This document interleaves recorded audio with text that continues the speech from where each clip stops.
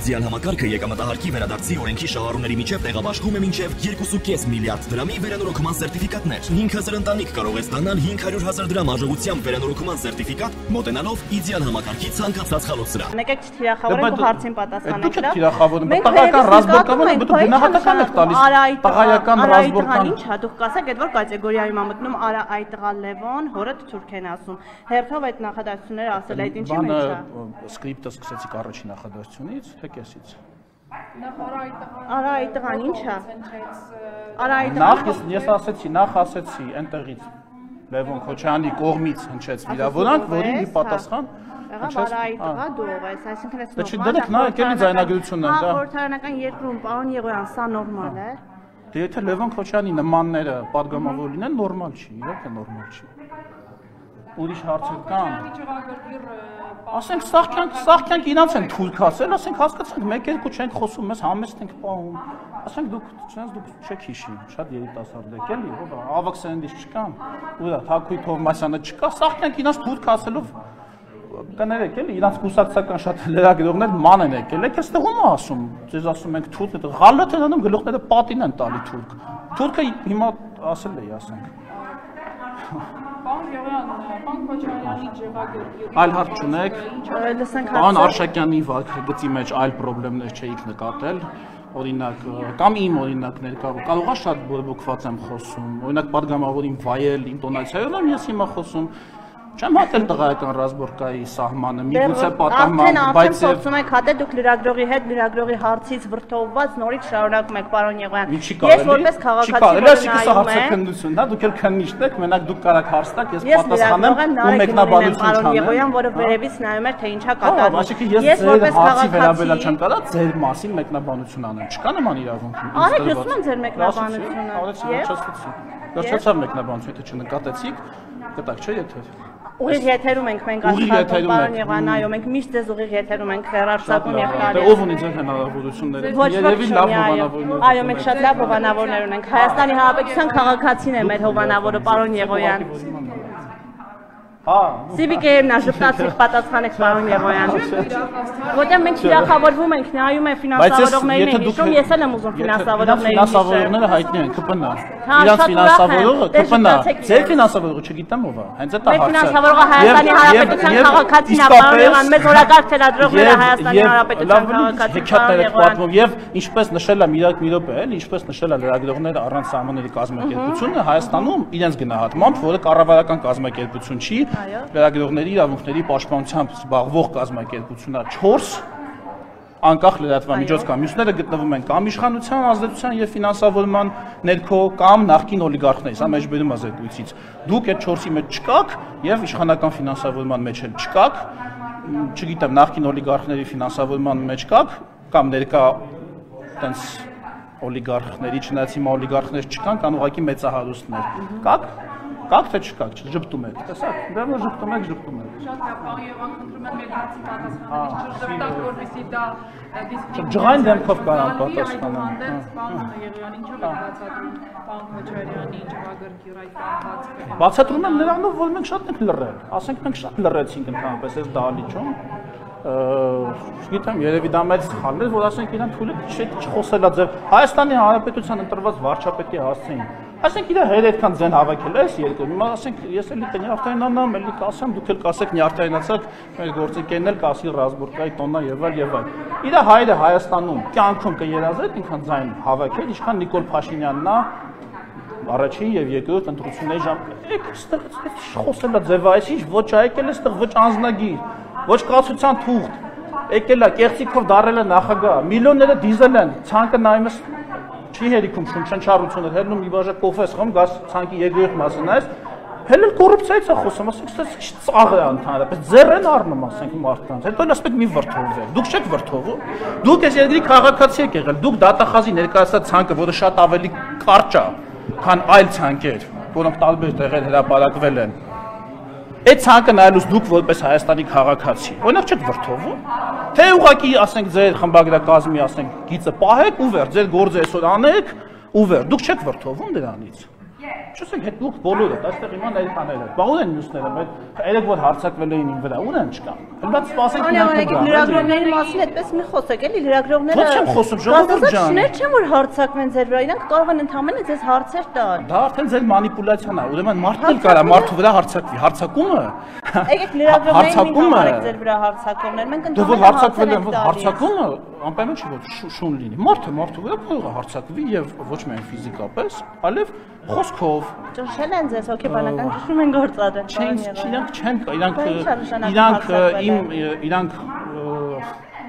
չեն կարող ինձ հոգեբանական ճնշման ենթարկել, որովհետեւ իրենք չգիտեն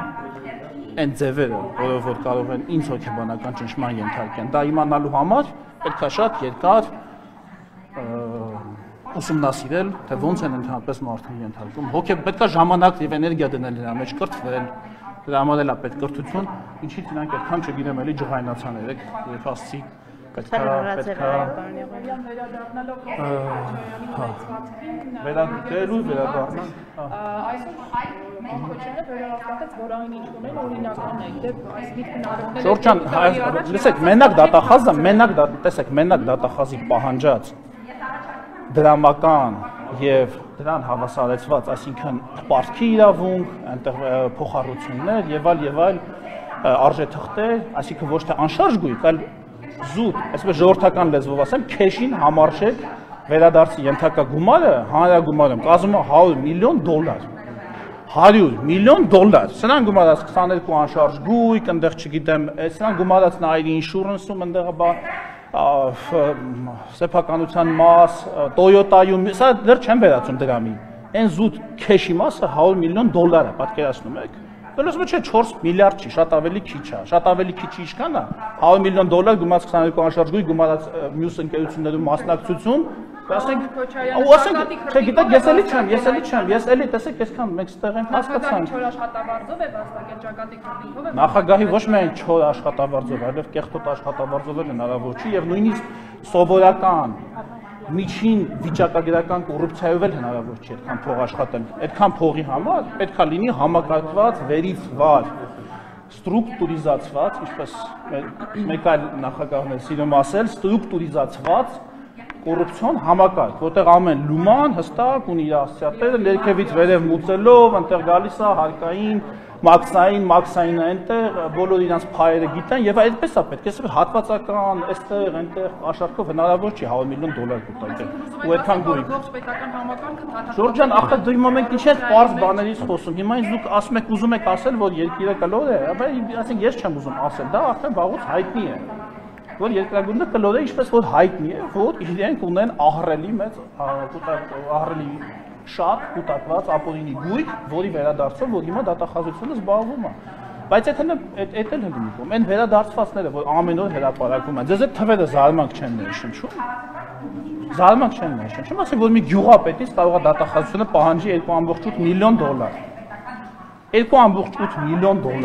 Ասենք չգիտեմ, գյուղապետ, շատ փոքր ու աղքատ գյուղի գյուղապետ, ոչ թե չոր հարուստ գյուղի գյուղապետ։ Հա, մասշտաբը դրա պատկերացրեք,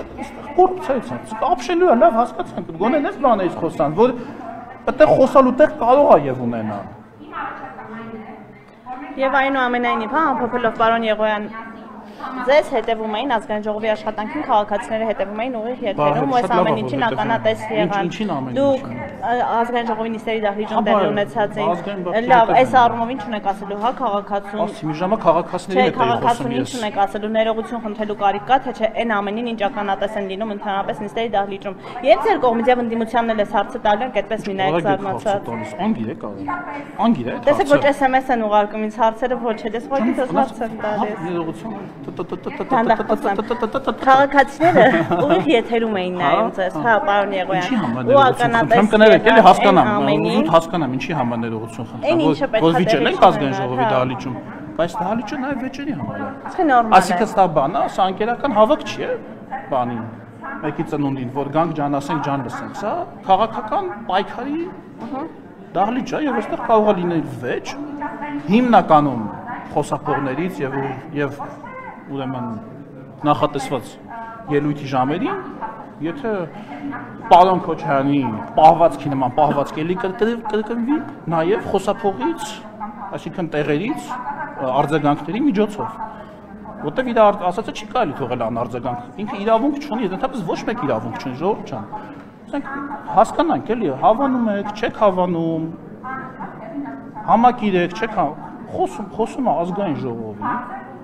ընտրված փոխնախագահ, ընտրված, այսինքն նախ ժողովրդի կողմից ընտրված որպես падգամավոր, հետո էլ ազգային ժողովի կողմից ընտրված որպես փոխնախագահ։ Ասենք աշխարհի որ մի նորմալ երկրում եք պատկերացնում, падգամավոր տեղից ելնի, ասի դու ով ես։ Հա, ասի դուք վատն եք, սխալն եք, նույնիսկ չգիտեմ, ինչ որտեղ կոպիտ խոսա, կոշտ խոսա, բայց առանց հետ մարդու, այսինքն չգիտի ով է, այդ ինչ ասելու բան է։ Իսկ ինքը ով է ընդհանրապես, լավ։ Ինձ նույնից եմ ասում, գնում է, չէ՞։ Ինքը ով է բացի իր հոր տղան լինելուց, ինքը ով է։ Ինչ է արել ինքը այս կյանքում առանց իր հոր։ Առանց իր հոր ինչ արել այս կյանքում։ Եթե չլիներ իր հայրը, ինքը ինչ կկարողանար անել այս երկրում, այն նրանից ինչ որ արել է։ Կունենար ինքը այնքան գույք, այն որ ասում է 4 միլիարդ չի, քիչ է, հա, այդ քիչը իր ասած, այդ 100 միլիոն դոլարը, կամ 4 միլիոն դոլար։ Կունենար ինքը։ Չասենք դա բան է էլի, ասենք եկել են ու ինստեղ ինչ են ասում, ընդհանրապես թող ասենք հա էլի հասկացանք, այդ փողը կարա մարդու մոտ բան ստեղծի, պահի տակ տես կարող է գլխապտույց ստեղծի եւ այլ, բայց չմոտ հասկանանք էլի ով բարեկամն է եւ այլ։ Պարոն Քոչարյանի ոչ ստանդարտը, պատգամավորի ոչխարի, ճղածիկ, լեցվածքի մեջ ինչ որ միտում տեսնում եք, եթե Այո, իհարկե, այո, միտում տեսնում եմ եւ կարծում եմ, որ սա կազմակերպված մեկ մեծ միասնական պլանի մի մասն է եւ այդ պլանը պիտի ձախողել ամեն գնով, որովհետեւ այդ պլանը Հայաստանի Հանրապետության շահերը սպասարկելու համար չի գծվել։ Հայաստանի Հանրապետության շահերին դեմ աշխատելու համար է գծվել այդ պլանը։ Եվ որն է դրա վերջնանպատակը։ Դրա վերջնանպատակը Հայաստանի Հանրապետության ինքնիշխանության կորուստն է։ Այդ չարաբաստիկ պլանի, ինչպիսին որ արդեն մի քանի անգամ գործարկվել է եւ ինչպիսին որ մի քանի փուլով այդ ինքնիշխանությունը արդեն զիջվել է այդ մարդկանց կողմից։ Այդ է դրա պլանը։